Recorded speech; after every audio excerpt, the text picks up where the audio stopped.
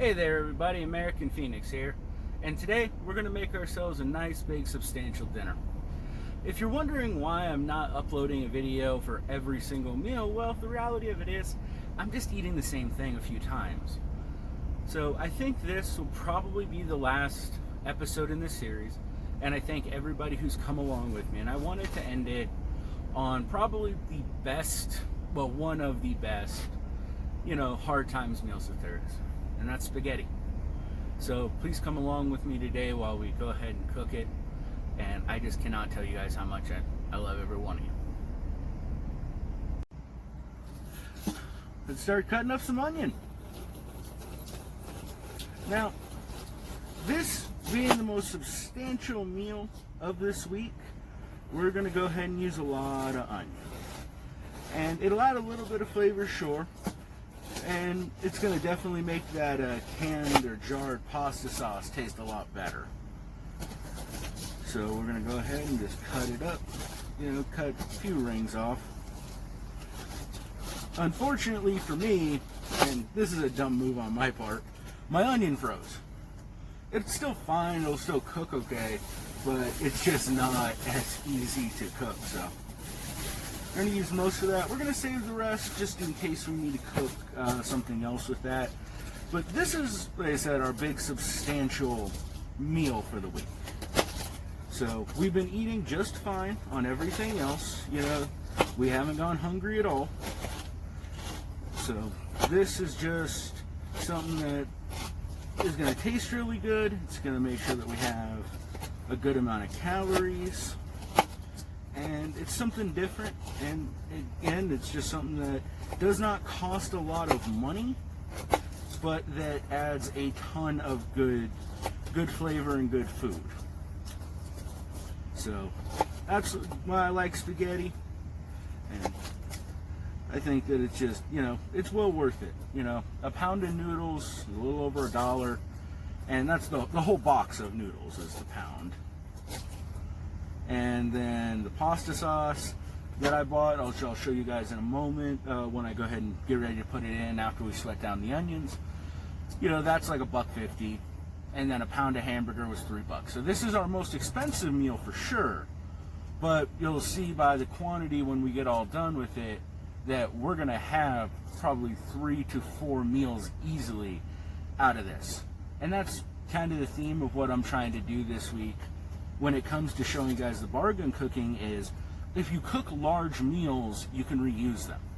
That's why I did the pot of beans. That pot of beans I'm still eating off of. Alright, this spaghetti I'm going to be eating off of. The bread that I cooked, I'm still eating off of.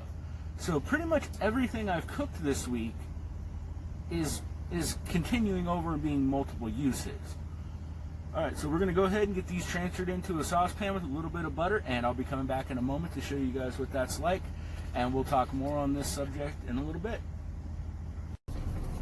Alright people, let's get this going. So, a little bit of butter in there. This is still the first stick of that Imperial, believe it or not, that I got at the beginning of the week. So, I'm going to go ahead and just melt that down. Remember, we're just going to get these onions going. We're not going for a full caramelization. We just want to sweat them out, get them translucent, and then we're going to go ahead and add the hamburger to them. So that way we can get that all cooked up nice and together before we set that to the side while we get our pasta going.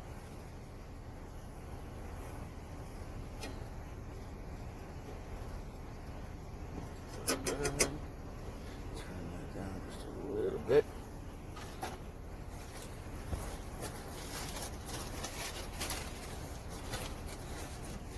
Got our nice little package of onions here that we just cut. Throw all those in there. And I'm putting them in early enough because, like I said, the onion froze a little bit. So I want to go ahead and put that in before all the fat liquefies and gets up to a higher temperature. That way it'll just steam off.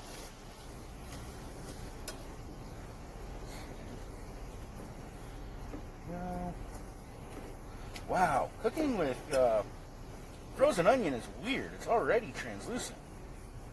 Huh. That's that's a new one. Yeah, I've never had this happen before. See, the problem is I used to have the refrigerator that I'm using right now is actually a refrigerator with freezer sections, kind of like a hotel one or a college freezer. It's very, very small. So what I used to do is I would actually take and turn it as cold as it could possibly go and use it as a freezer, and then I'd have a plug-in cooler that I used for a refrigerator to keep my fresh vegetables. Well, my plug-in cooler, after about a year, just decided to up and die on me. I know it's tragic, it's horrible, but you know, I got a good little bit out of it. And because of that, now I'm using my actual refrigerator as a refrigerator. And yeah, I'm still getting used to it, and I still have apparently got it set too high. Or too low, I should say. So I'm going to definitely make some adjustments on that. That way all my food doesn't freeze up again. So we're going to go ahead and just keep working on this for right now. This should take probably no time at all for it to get nice and well, even more translucent than it already is. And I'll come back when it's time that we're going to go ahead and add the hamburger meat to it, and we'll go from there. Okay, we got a little bit of nice color going on the onions right now. Like I said, I didn't want to get them completely caramelized, just wanted to get a little bit of color on. And now we're going to add the beef, and we have a chub of 80-20 beef. It's generally what I like to use because I feel like it has a good enough fat content in it that, you know, it adds what's necessary. Cut open. Throw that in there, and yeah, I'm just going to throw it in there with the onions, because the end goal is to have the onions decently caramelized, but I didn't want to do that beforehand, otherwise I would be overcooking it. So we get this in here, chop it up a little bit.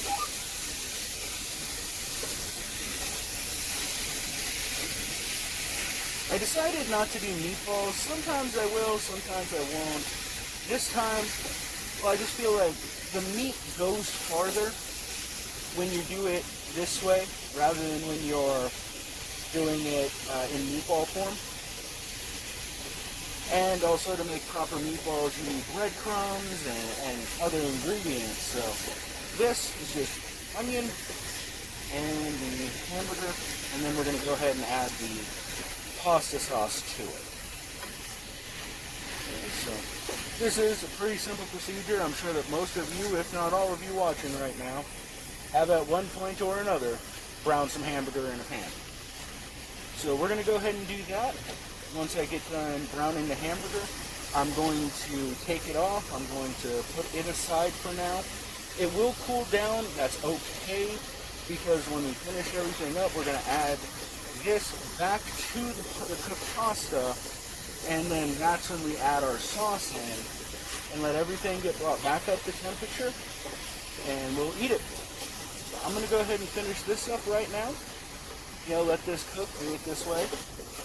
And then when we get to the pasta step, I will come back and show you guys what that looks like. Pasta time! Well, spaghetti time. And I'm just going to be using Great Value thin spaghetti. And I brought the water up to boil. And as soon as you take the lid off, it stops boiling. I'm in Denver right now. From what I understand, it has something to do with the altitude. I don't really know.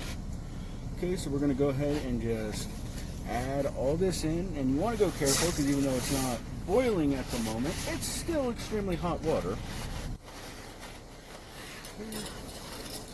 I could live to be 1,000 and still never get this to pour out all at the same time. I don't know why. It's a box. Logic dictates that a box would pour out evenly. I don't know.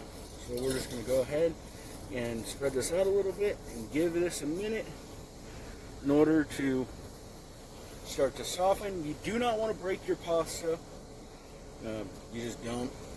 So in this so far, it's just water. I added some salt to it. And yeah, so we're just going to go ahead and let this start to soften up.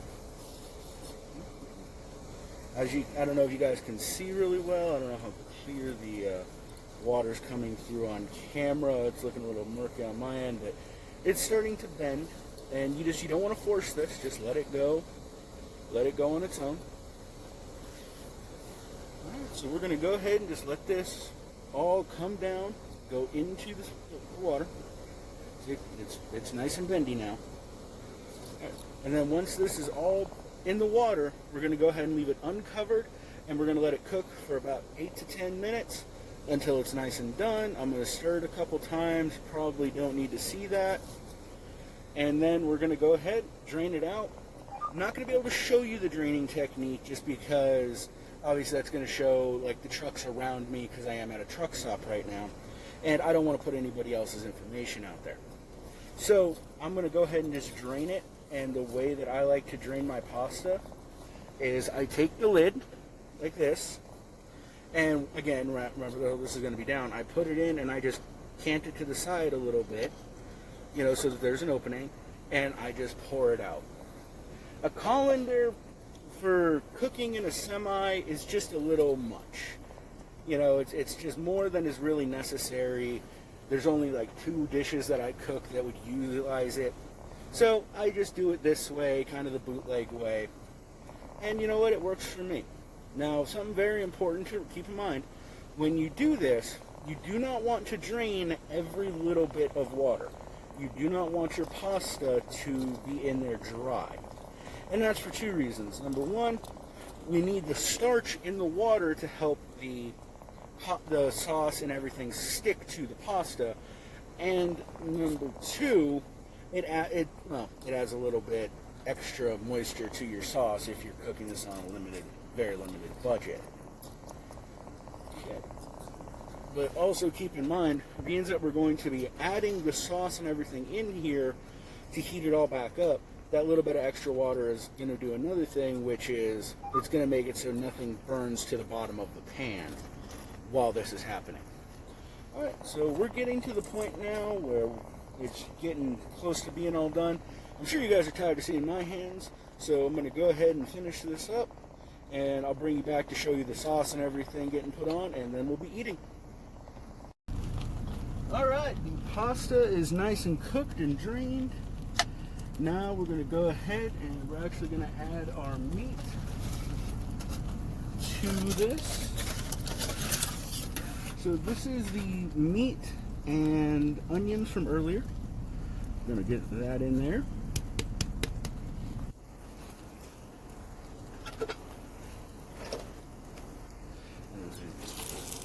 Mix.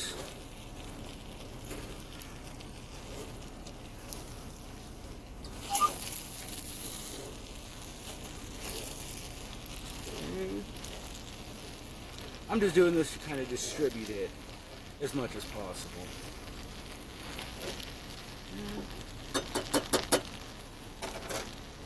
Turn this way down. What you're hearing right now, if you're hearing the boiling, that's just because of the fact that there was, like I said earlier, I left a little bit of the water in there. And I mentioned earlier that everything in my everything in my refrigerator froze. Huh, I had forgotten that I had put this in there. When I bought it, I actually spent a few minutes looking around trying to find my pasta sauce, and then I just remembered, oh wait, yeah, like an idiot, you put that in your fridge even though this doesn't need to be refrigerated. And it was just because when I was shopping in a hurry and I had to get back onto the road. So sometimes you do dumb things in this world. It happens. Okay. That's just about all of it. Because of the fact that it is still a little bit frozen, so this is going to have to take a little bit longer, I'm going to go ahead and add some water to the jar.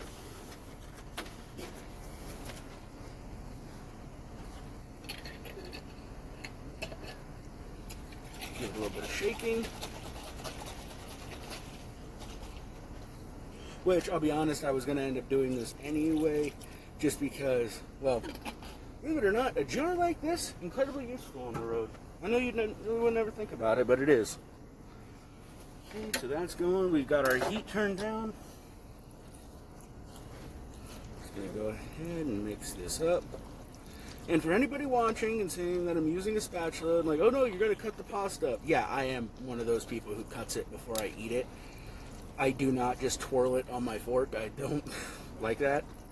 So just prepare yourselves now for what you're going to see in a moment. Alright, now this is all going. And we're just going to let this go for a few minutes. Get everything heated up nicely to temperature. Okay. And I'm even going to go ahead and put the lid on it. Okay. Alright, well, we'll be back in a few minutes, and it'll be time to eat. And we made it! After all that, we finally have it. A nice big bowl of spaghetti. And that, to me, just looks wonderful. So, we're going to go ahead and give this a little taste test right now. I warned you guys earlier, I do cut my noodles. You know, don't be too alarmed. It's kind of difficult to do one-handed, but we'll make it work.